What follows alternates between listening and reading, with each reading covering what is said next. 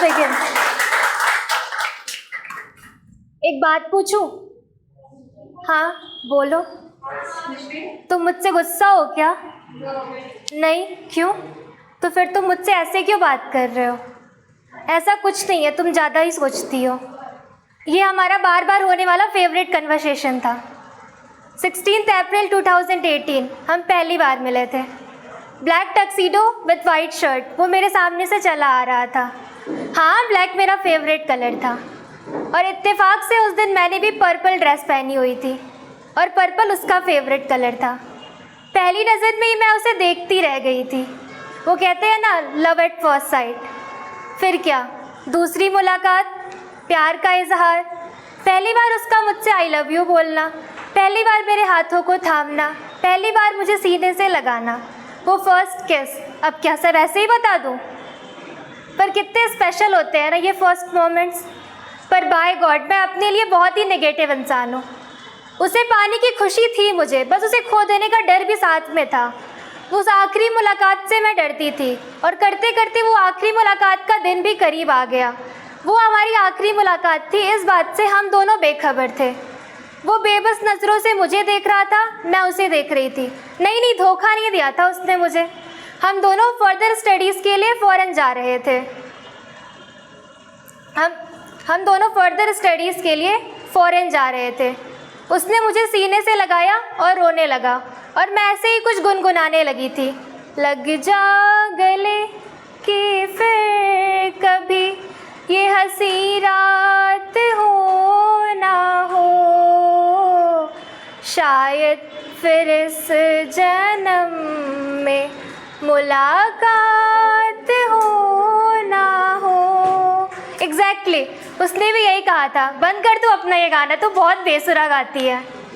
और इतना कहकर उसने फिर मुझे सीने से लगा लिया। इतने में हम दोनों बिछड़ गए हम एक दूसरे से मिलने का वादा कर। पर शायद मैं ही गलत थी।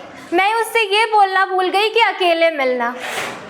लोगों से सुना था मैंने कि लॉन्ग डिस्टेंस रिलेशनशिप्स ईजी नहीं होती हैं, पर मैं खुद को तसल्ली दिया करती थी कि हाँ, कॉल्स तो हैं, वीडियो कॉल्स कर लेंगे।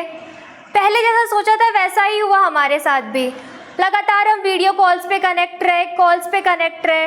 मैं पूरे दिन का ब्यौरा उसको दिया करती थी, वो मुझे दिया करता था। कुछ वो कहता था, कुछ मैं कहती थी। करते करते हमें जुदा हुए 1 साल हो चुके थे और मैं उससे एक ही सवाल करती रहती थी कि हम कब मिलेंगे, तो वो बोलता था जल्द ही। पर आज तक उसने ये नहीं बताया था कि ये जल्द ही कितने दिनों को जोड़कर बनता है। फिर हमारे करते करते 2 साल हो गए। मुझे उससे जुदा होने का डर और ही सताने लगा। मैं उसे खोने से डरने लगी। मैं बेचैन सी हो गई थी। फिर मैंने सोचा कि जो सवाल मैं उससे कर रही हूँ, उस सवाल का जवाब क्यों ना मैं ही बन जाऊँ। उसका बर्थडे आ रहा था। मैंने सोचा मिल लेती हूँ जाकर उससे। मैंने मिलने के लिए टिकट्स बुक कराई, ऑल अरेंजमेंट्स डन। जनाब से जो मिलने जाना था, मैं बहुत ही एक्साइटेड थी उससे मिलने के लिए।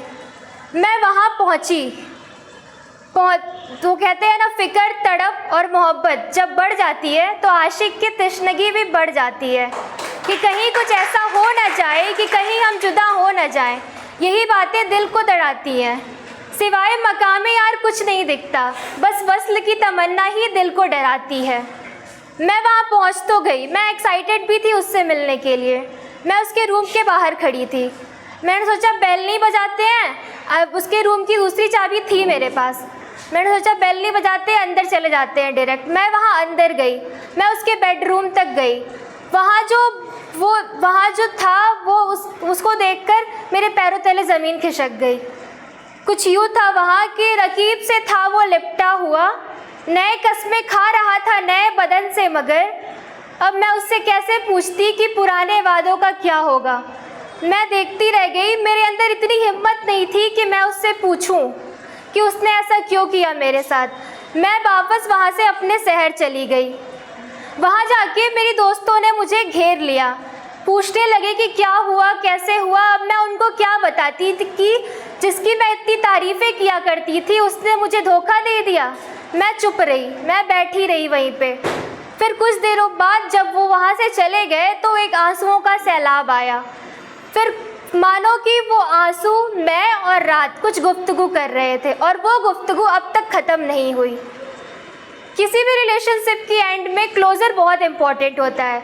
मैंने सोचा उसको कॉल कर लेते हैं एक बार, पर मेरी सेल्फ स्टीम ने मुझे इजाज़त नहीं दी उसको कॉल करने की। सामने से उसका 1 महीने 3 दिन बाद सामने से उसका कॉल आया। उसने बोला आई एम सॉरी। मुझे पता था कि पहला प्यार है, टूटना तो इसका है ही, फिर भी मैंने उम्मीद करके कॉल उठाया तो था। उसने बोला सॉरी, पर सॉरी उसने इसलिए नहीं बोला कि उसको मुझसे मोहब्बत थी। उसने सॉरी इसलिए बोला कि उसको किसी और से प्यार था और वो रिलेशनशिप और कंटिन्यू नहीं करना चाहता था। मेरा फ़ोन मेरे हाथ से गिरकर टूट गया। हाँ, ठीक इसी तरह मेरा दिल भी उस टाइम टूट गया था। वो कहते हैं ना, कच्ची उम्र में किसी चीज़ को दिल से चाहो और अगर वो ना मिले तो हम टूट जाते हैं। उस टाइम मेरे अंदर कुछ टूट सा गया था जो अब तक जुड़ नहीं पाया। आज मैं ये कहानी सुना रही हूँ, मतलब इस कहानी का अब डी एंड हो चुका है। जो हूँ, जैसी हूँ, मैं उसकी शुक्रगुजार हूँ कि उसने मेरा दिल तोड़ा और मैं आज यहाँ तक पहुँच पाई। मैंने सेल्फ लव करना सीख लिया। और जाते जाते एक शेर है कि धीमी जहर है ये मोहब्बत, कोई खीर नहीं, ज़ख्मी ना करे आशिक को, इसमें ऐसी कोई तीर नहीं। अब हीर का ना कोई रांझा है, रांझे की कोई हीर नहीं, बिन मतलब कोई चाहे किसी को, इतनी किसी की तकदीर नहीं। Thank you.